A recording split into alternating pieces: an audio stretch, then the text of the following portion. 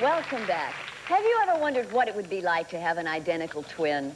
What would the similarities be, especially if you had been separated at birth and not reunited until middle age? Well, recently in Mongo, California, a picture of a man named Peter Jordan appeared in the local paper. A Mrs. Charles Winslow noticed he bore a remarkable resemblance to her husband. Our reporter, John Standing, picks up the story from there. I'm standing in front of the Charles Winslow home located in the exclusive section of Mongo Heights.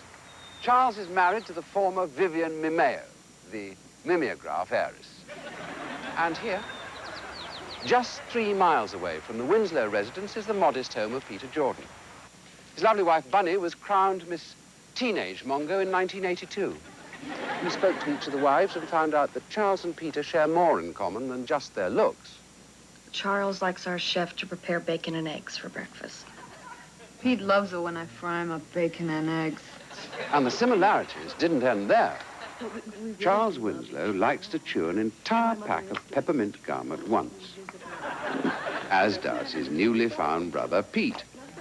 Charles Winslow eats cantaloupe melon without a spoon. Peter Jordan also favors the same spoonless method. Both enjoy a good barbecue. They both take a nap in the same position. We asked a couple of experts to comment on this phenomenon. Dr. Tom Paulson follows the theory that genes determine practically everything. I follow the theory that genes determine practically everything.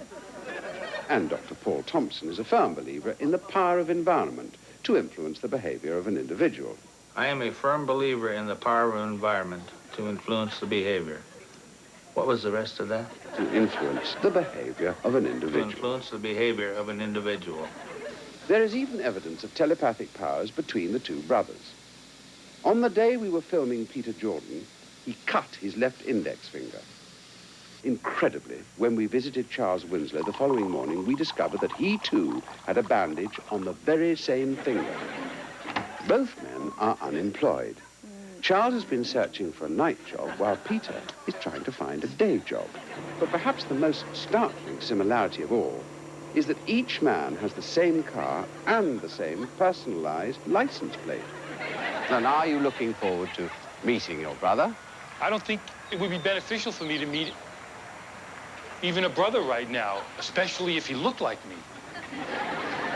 Well, that's just one half of the story. We decided to visit Charles Winslow to see how he felt.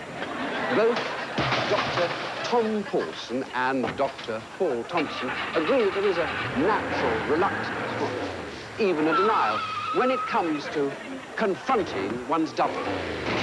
Our planet tonight decided to look into this.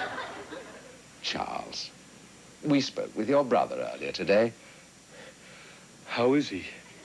So, you're not anxious to meet your brother either? Sure, I want to meet him.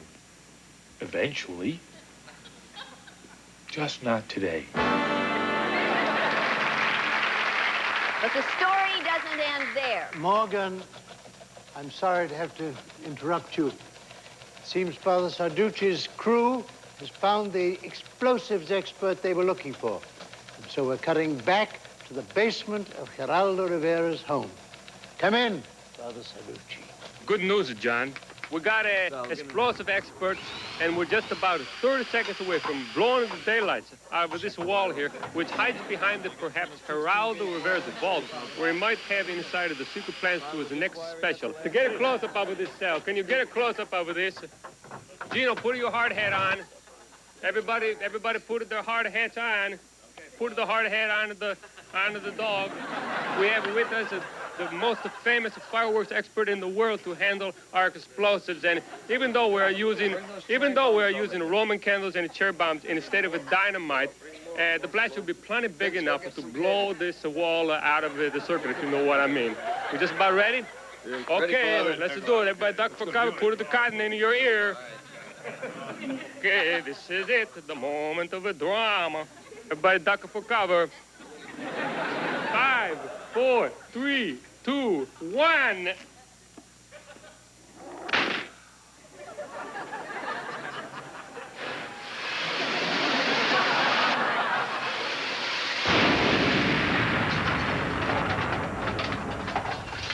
look at it go. Look at it. This is a vault. It is a vault, ladies and gentlemen. Come on in. Let's look at it. It's unbelievable. Look at it. This vault. Look at it. Machine guns. Go looking for lucifer bombs. Don't want anybody stepping on no lucifer bombs. So look at it. This. Picture Al Capone. Al Capone's a picture. Look. Al Capone. Here he is with Al Capone and Marlansky, and I think that's President Harding or one of the Tattaglia twins. I could get them mixed up. They look alike. Canadian whiskey. This is unbelievable. Everything in here but is a baby shoes. Cash money. Look, Al Capone's a personal scrapbook. First time he was arrested, page 1. We know what happened now to all Al Capone's missing stuff. The missing Al Capone stuff. Yeah, right. But we didn't find out what it's going to be as the next special. So it's kind of disappointing. We just ran out of time. What could I say? Maybe we'll go through one more wall, guys. Could you move this thing? Maybe there's something behind here. We'll try it. You know, maybe. Look at this. Oh, look. Oh. What are you, runaways? You're going to be in the special. Or other better. Right, we're interested in the special after the next. Push it back. Come on. Don't want to get us through here. See you next, you know. We're interested in the special after next. And, Father. I don't know. Maybe through this wall. No time. We only had some more time. Sorry, Father. You know. We're out of time. We have to break away. We'll be back right after this.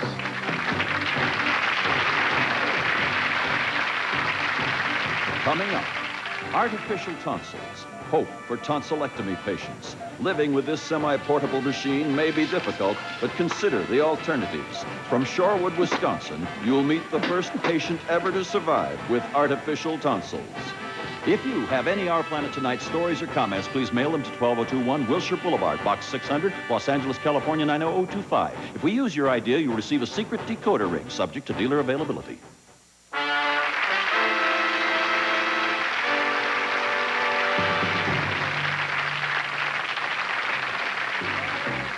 We hope that you've enjoyed this edition of Our Planet Tonight.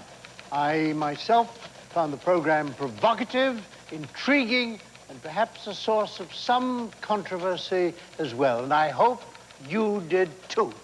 I certainly did, John. And I'd like to thank all our guest reporters and thank you all for joining us. For Our Planet Tonight, I'm Morgan Fairchild. I'm John Houseman. Good night.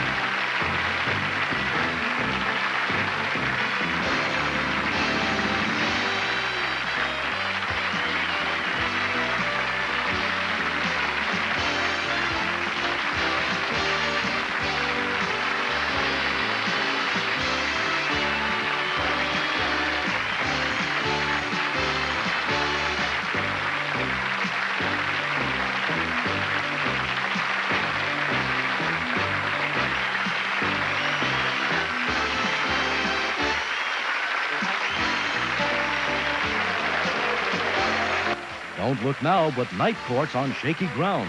Who's going to be around to give Dan a hand on Night Court next? Followed by Easy Street on its new night. There's laughter in store when Easy Street follows Night Court. Then the Bronx Zoo explodes. Will a frustrated student go too far? Tonight on NBC.